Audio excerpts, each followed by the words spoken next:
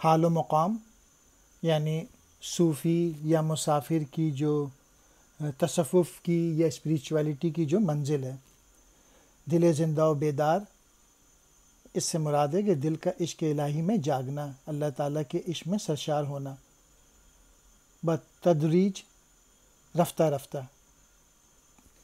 چشم نگراں، دیکھنے والی آنکھ، اور مراد انوکھی. احوال کہتے ہیں حال کی جمع، مراد صوفیہ. مقامات، اسپریچولیٹی کے درجے، تصوف کے درجے. موقوف، منحصر، ہر لحظہ ہر وقت. سالک کہتے ہیں چلنے والا، صوفی. زماں، زمانہ. مقام، ٹھکانہ. معنے، معنے کی جمع. حال و مقام، حال سے مراد یہ ہے کہ انسان کی ذہنی، روحانی اور اخلاقی کیفیت، اور مقام سے مراد یہ ہے کہ اس کا مرتبہ کیا ہے، اس کی جگہ کیا ہے. دو لوگ ہیں، ایک ملا ہے، ایک مجاہد ہے. اسی طریقے سے دو پرندے ہیں، ایک گدھ ہے اور ایک شاہین ہے. ان کا انہوں نے کمپیریزن کیا ہے کہ ان دونوں میں کیا فرق ہوتا ہے.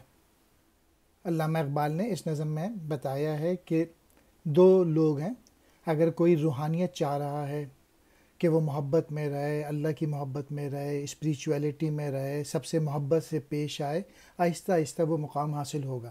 اور جو دوسرا آدمی ہے جو کہ غصے میں رہتا ہے، نفرت میں رہتا ہے، اس کی کیفیت ایک الگ ہوگی.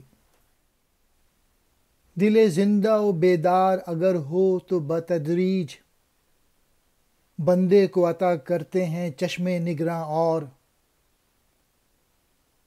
احوال و مقامات پہ موقوف ہے سب کچھ. ہر لحظہ ہے سالک کا زماں اور مکاں اور. پہلے شعر میں علامہ اقبال دل کے متعلق بتا رہے ہیں کہ اگر آپ کا دل زندہ ہے، یعنی دل میں آپ نے محبت ڈالی ہوئی ہے اللہ تعالیٰ کی، تو پھر اس کا مقام جو ہے وہ الگ ہے. اگر دل زندہ و بیدار ہو تو بندے کو آہستہ آہستہ دیکھنے والی آنکھ بھی عطا ہو جائے گی. تو کیا ضروری ہے؟ اپنے دل کو زندہ اور بیدار رکھنا ضروری ہے، یعنی دل کو اللہ تعالیٰ کے عشق میں تڑپنے کی عادت ڈالے. اور اس کے لیے اس کو حقوق اللہ اور حقوق العباد دونوں پورے کرنے ہوں گے کہ جب لوگوں سے ملے محبت سے ملے، اور جب نماز پڑھے تو دھیان سے پڑھے.